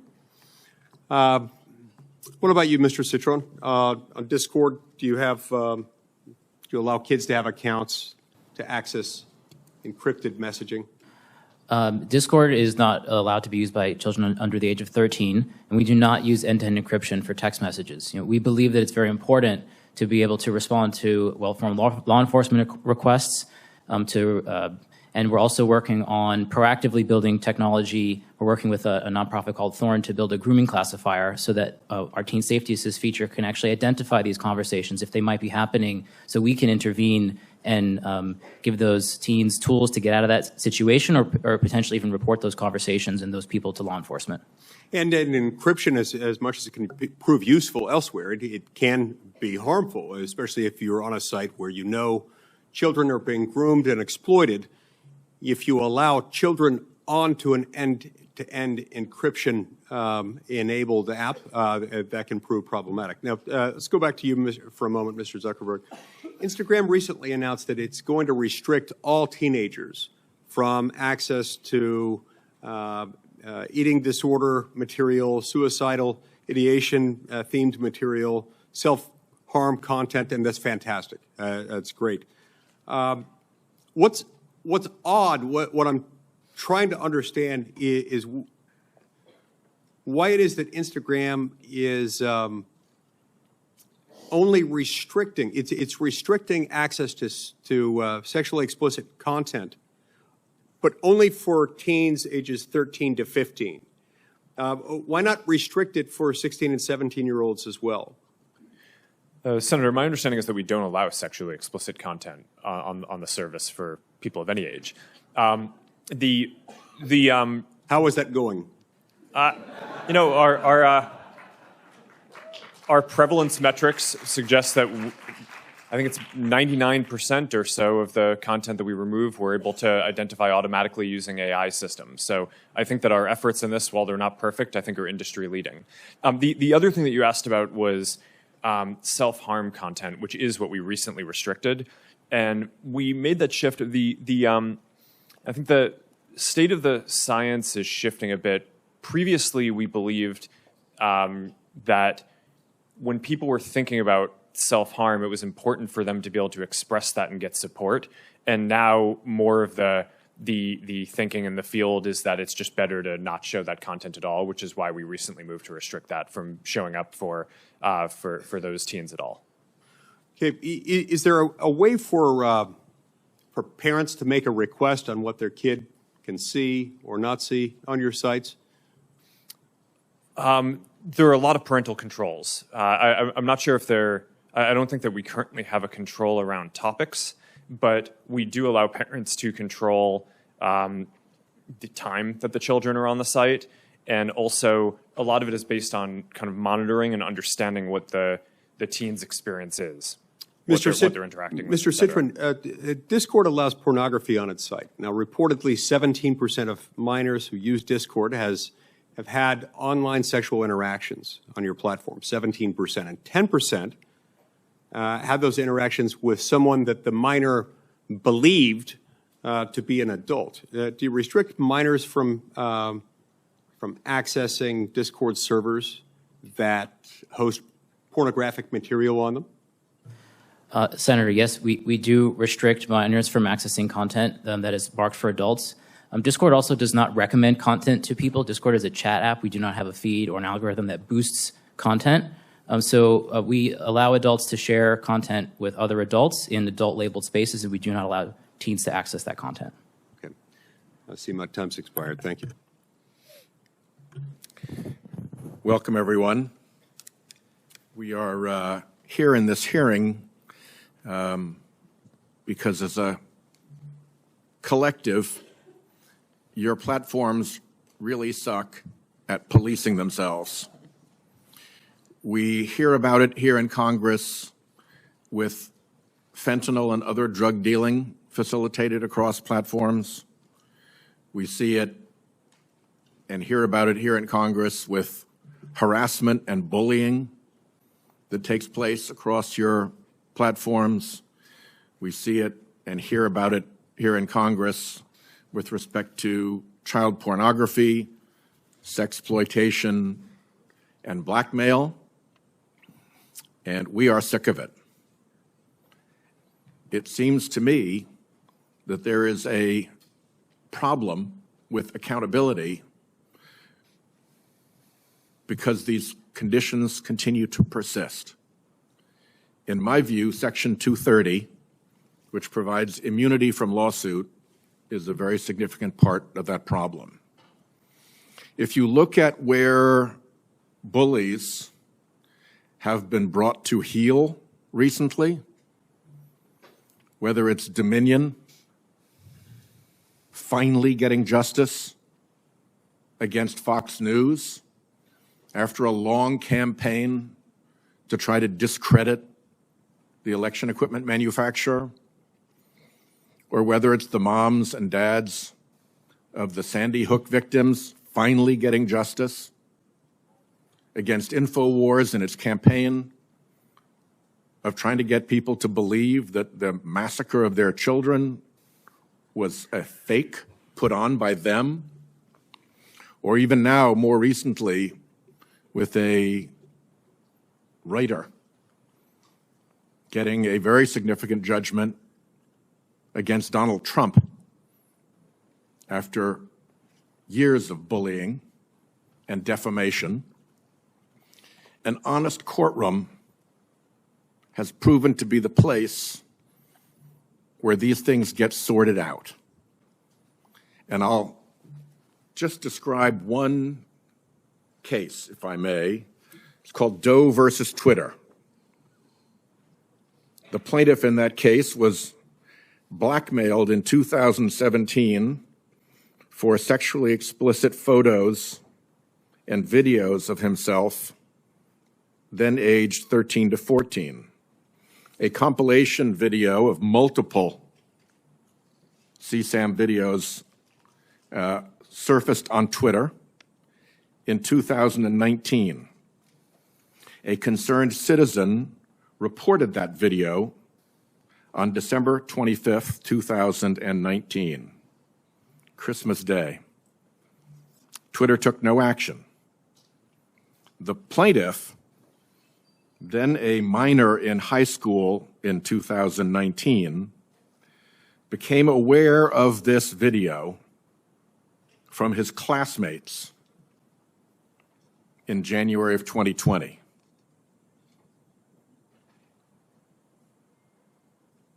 You're a high school kid, and suddenly there's that. That's a day that's hard to recover from. Ultimately, he became suicidal.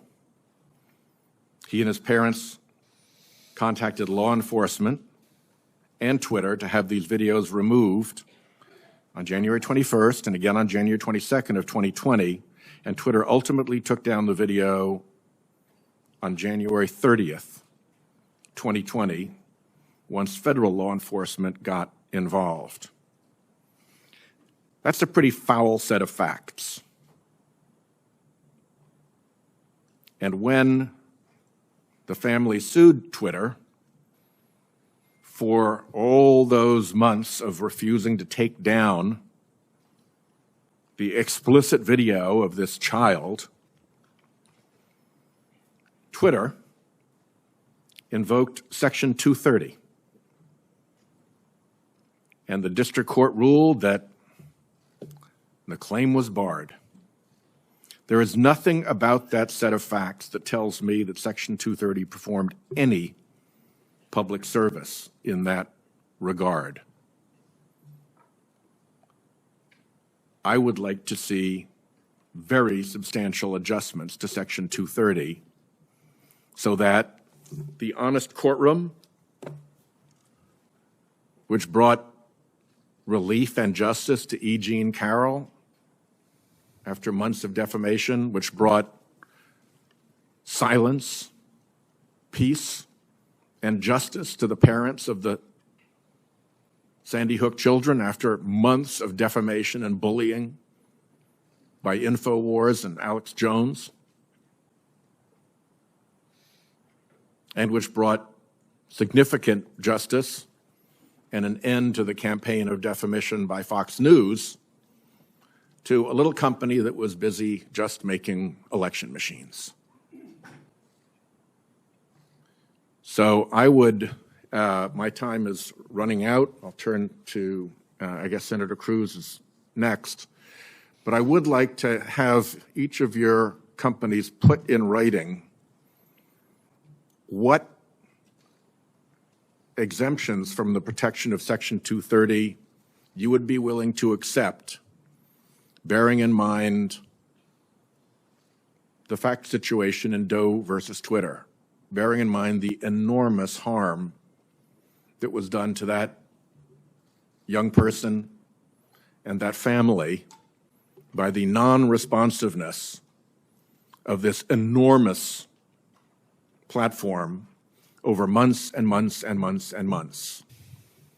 Again, think of what it's like to be a high school kid and have that stuff up in the public domain and have the company that is holding it out there in the public domain react so disinterestedly. Okay? Will you put that down in writing for me? 1, 2, 3, for 5 yeses. Done. Senator Cruz. Thank you, Mr. Chairman. Social media is a very powerful tool, but we're here because every parent I know, and I think every parent in America, is terrified about the garbage that is directed at our kids. I have 2 teenagers at home, and the phones they have are portals to predators, to viciousness, to bullying, to self-harm. And each of your companies could do a lot more to prevent it. Mr. Zuckerberg, in June of 2023, the Wall Street Journal reported that Instagram's recommendation systems were actively connecting pedophiles to accounts that were advertising the sale of child sexual abuse material. In many cases, those accounts appeared to be run by underage children themselves, often using code words and emojis to advertise illicit material. In other cases, the accounts included indicia that the victim was being sex trafficked. Now, I know that Instagram has a team that works to prevent the abuse and exploitation of children online. But what was particularly concerning about the Wall Street Journal expose was the degree to which Instagram's own algorithm was promoting the discoverability of victims for pedophiles seeking child abuse material. In other words, this material wasn't just living on the dark corners of Instagram. Instagram was helping pedophiles find it by promoting graphic hashtags, including hashtag pedwhore and hashtag preteen sex, to potential buyers. Instagram also displayed the following warning screen to individuals who were searching for child abuse material. These results may contain images of child sexual abuse. And then you gave users 2 choices. Get resources or see results anyway. Mr. Zuckerberg, what the hell were you thinking? All right, Senator. The basic science behind that is that when people are searching for something that is problematic, it's often helpful to, rather than just blocking it, to help direct them towards something that that could be helpful for getting them to get help. In what, I understand get resources. In what sane universe is there a link for see results anyway? Well, because we might be wrong. We try to trigger this warning, or we tried to, when we think that there's any chance that the results. Okay, you might be wrong. Let me ask you, how many times was this warning screen displayed? I don't know, but you don't know. Why don't you know? I don't know the answer to that off the top of my head. But well, you know what, Mr. Zuckerberg? It's interesting you say you don't know it off the top of your head, because I asked it in June of 2023 in an oversight letter, and your company refused to answer. Will you commit right now to within 5 days answering this question for this committee? We'll follow up on that. Is that a yes? Not a will follow up. I know how lawyers write statements saying we're not going to answer. Will you tell us how many times this warning screen was displayed? Yes or no?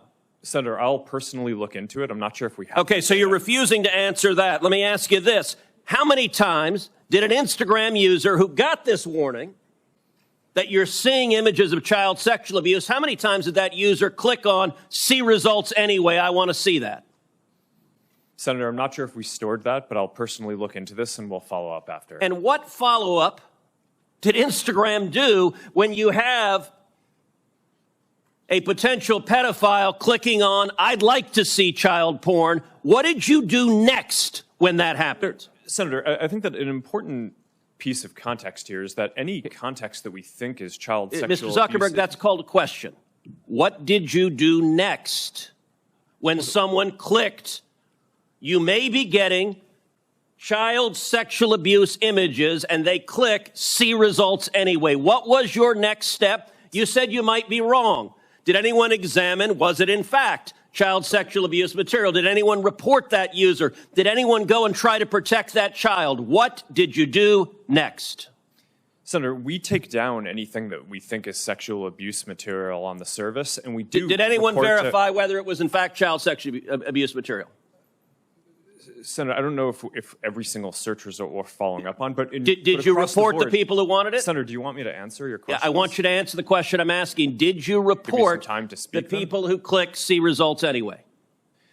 That's probably one of the factors that we use in reporting. And in general, I mean, we've reported more people and done more reports like this to NCMEC, the National Center of Missing and Exploited Children, than any other company in the industry. We proactively go out of our way across our services to do this and have made, I think it's more than 26 million reports, which is more than the whole rest of the industry combined. So, Mr. Zuckerberg, your company and every social media company needs to do much more to protect children. All right, Mr. Chu, in the next couple of minutes I have, I want to turn to you. You're familiar with China's 2017 National Intelligence Law, which states, quote, all organizations and citizens shall support, assist, and cooperate with national intelligence efforts in accordance with the law and shall protect national intelligence work secrets they are aware of. Yes, I'm familiar with this. TikTok is owned by ByteDance. Is ByteDance subject to the law? For the Chinese businesses that ByteDance owns, yes, it will be subject to this, but TikTok is not available in mainland China. And Senator, as we talked about in your office, we built Project Texas to put this out of reach. So ByteDance is subject to the law. Now, under this law, which says shall protect national intelligence work secrets they are aware of, it compels people subject to the law to lie, to protect those secrets. Is that correct? I cannot comment on that. What I said again is that we have moved it out of reach. Because you have to protect those secrets? No, Senator, TikTok is not available in mainland China. We have moved the data into an American cloud infrastructure. TikTok is controlled by ByteDance, which is subject to this law. Now, you said earlier, and I wrote this down, we have not been asked for any data by the Chinese government, and we have never provided it. I'm going to tell you, and I told this when you and I met last week in my office, I do not believe you. And I'll tell you, the American people don't either. If you look at what is on TikTok in China, you are promoting to kids science and math videos, educational videos, and you limit the amount of time kids can be on TikTok. In the United States, you are promoting to kids self-harm videos and anti-Israel propaganda. Why is there such a dramatic difference? Senator, that is just not accurate. There's not a difference between what kids see in China and what kids see here? Senator, TikTok is not available in China. It's a separate experience there. What I'm saying is... But you have a company that is essentially the same, except it promotes beneficial materials instead of harmful materials. That is not true. We have a lot of science and math content here on TikTok. There's so much of it that created a STEM feed for 100 billion views. Let me point to this, Mr. Chu. There was a report recently that compared hashtags on Instagram to hashtags on TikTok, and what trended, and the differences were striking. So, for something like hashtag Taylor Swift or hashtag Trump, researchers found roughly 2 Instagram posts for every one on TikTok. That's not a dramatic difference. That difference jumps to 8 to 1 for the hashtag Uyghur. And it jumps to 30 to 1 for the hashtag Tibet. And it jumps to 57 to 1 to the hashtag Tiananmen Square. And it jumps to 174 to 1 for the hashtag Hong Kong protest. Why is it that on Instagram, people can put up a hashtag Hong Kong protest 174 times compared to TikTok? What censorship is TikTok doing at the request of the Chinese government? None. Senator, that analysis is flawed. The analysis is flawed. It's been debunked by other external sources like the Cato Institute. Fundamentally, a few things happen here. Not all videos carry hashtags. That's the first thing. The second thing is that you cannot selectively choose a few words within a certain time period. Why the difference between Taylor Swift and Tiananmen Square? What happened in Tiananmen Square? Senator, there was a massive protest during that time. But what I'm trying to say is our users can freely come and post this Why content. would there be no difference on Taylor Swift, or a minimal difference, and a massive difference on Tiananmen Square or Hong Kong? Senator, could you wrap up, please? Senator, our algorithm does not suppress any content simply based on To this. answer It that doesn't. question, why Yeah. is there a difference? Like I said, I think this analysis is flawed. You're selectively choosing some words over some periods. We haven't been around as There long is as an other apps. obvious difference. 174 to 1 for Hong Kong compared to Taylor Swift is dramatic. Senator Blumenauer. Thanks, Mr. Chairman. Mr. Zuckerberg, Blumenthal, I'm sorry. thank you. I know both of them. That was good enough. Mr. Zuckerberg, you know who Antigone Davis is, correct? Yes. She's one of your top leaders. In September of 2021, she was global head of safety, correct?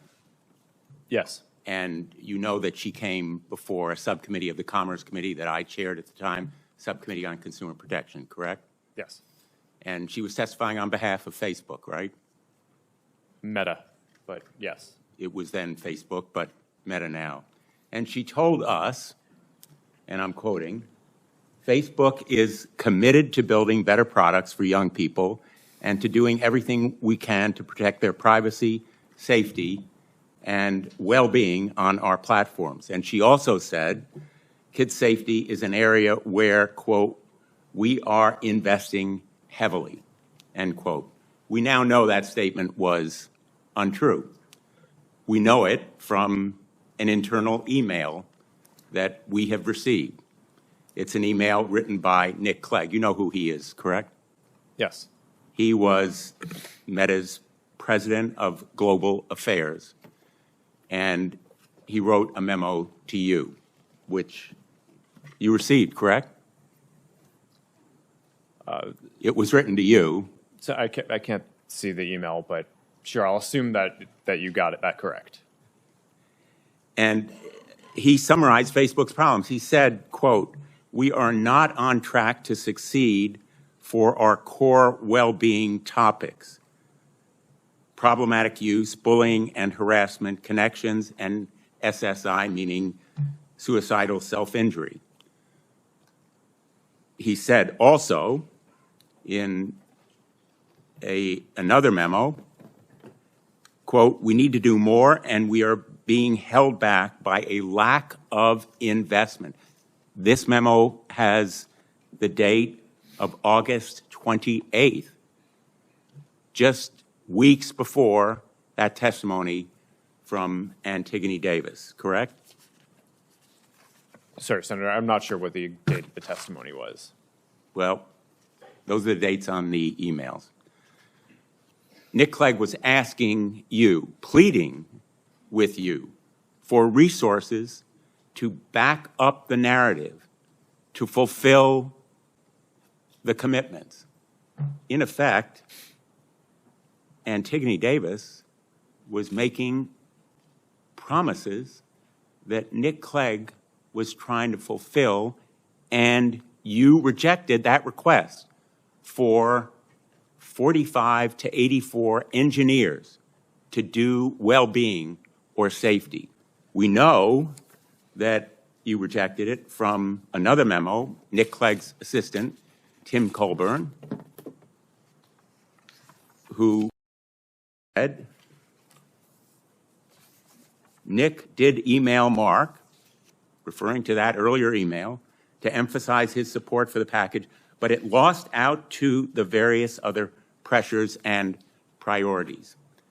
We've done a calculation that those potentially 84 engineers would have cost Meta about $50 million in a quarter when it earned $9.2 billion.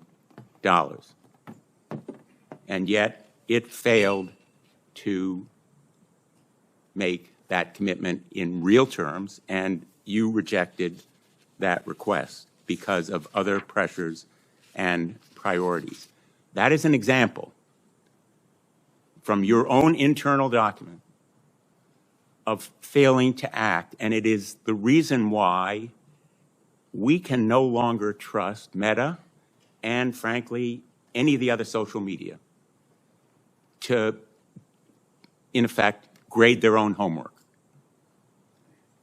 The public, and particularly the parents in this room, know that we can no longer rely on social media to provide the kind of safeguards that children and parents deserve. And that is the reason why passing the Kids Online Safety Act is so critically important. Mr. Zuckerberg, do you believe that you have a constitutional right to lie to Congress?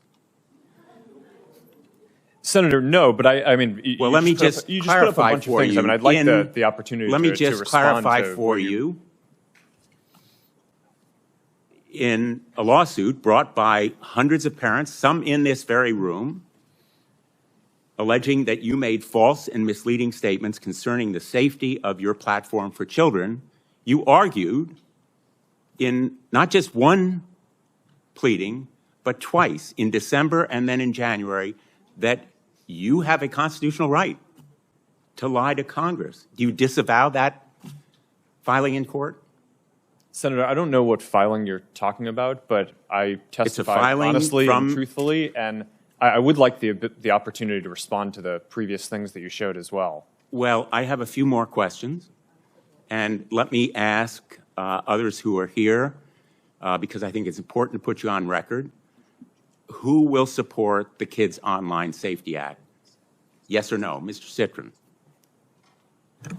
There are parts of the act that we think are great. No, it's a yes or no question. I'm going to be running out of time, so I'm assuming the answer is no if you can't answer yes. We very much think that the national privacy standard would be great. Mr. Siegel? Senator, we strongly support the Kids Online Safety Act, and we've already implemented many of its core provisions. Thank you. I welcome that support, along with Microsoft's support. Mr. Chu? Senator, with some changes, we can support it. Well, in its present form, do you support it? Yes or no? We are aware that some groups have raised some concerns. It's important to understand I'll take that as a no. Ms. Yaccarino?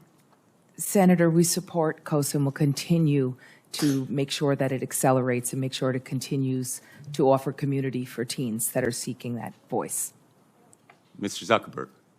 Senator, we support the age-appropriate content standards, but would have some suggestions yes or no, on how to Mr. implement Zuckerberg? Do you support the Kids Online Safety Act? Senator, it's a I think measure these are that is nuanced public, things. and I'm just asking whether you'll support it or not.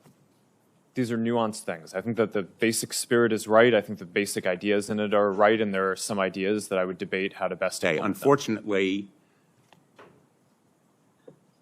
I don't think we can count on social media as a group or big tech to support this measure. And in the past, we know it's been opposed by armies of lawyers and lobbyists. We're prepared for this fight.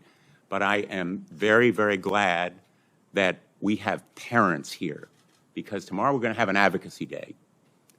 And the folks who really count, the people in this room who support this measure, are going to be going to their representatives and their senators, and their voices and faces are going to make a difference. Senator Schumer has committed that he will work with me to bring this bill to a vote, and then we will have real protection for children and parents online. Thank you, Mr. Chairman.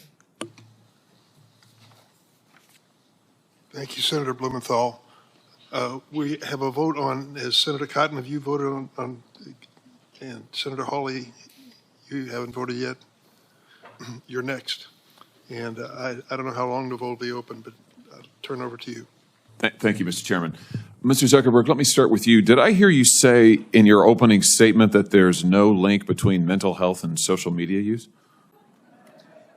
Senator, what I said is I think it's important to look at the science. I know people widely talk about this as if that is something that's already been proven, and I think that the bulk of the scientific evidence does not support that. Well, really, let me just remind you of some of the science from your own company. Instagram studied the effect of your platform on teenagers.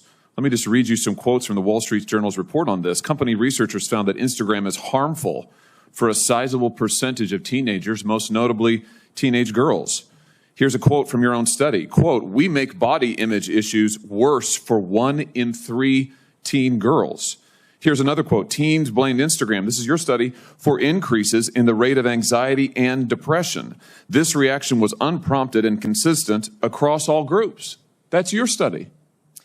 Senator, we try to understand the feedback and how people feel about the services. We can improve. Wait a minute. Your own study says that you make life worse for 1 in 3 teenage girls. You increase Senator, anxiety and depression. That's what it says. And you're here testifying to us in public that there's no link. You've been doing this for years. For years, you've been coming in public and testifying under oath that there's absolutely no link. Your product is wonderful. The science is nascent, full speed ahead, while internally you know full well your product is a disaster for teenagers. Senator, and yet that's you not keep true. right on doing what you're doing. Right? That's not true. That's not true. Let me show you some other facts I know that you're familiar with. Wait a minute. That's not a question. That's not a question. Those are facts, Mr. Zuckerberg. That's not a question. Those aren't facts. Let me show you some more facts.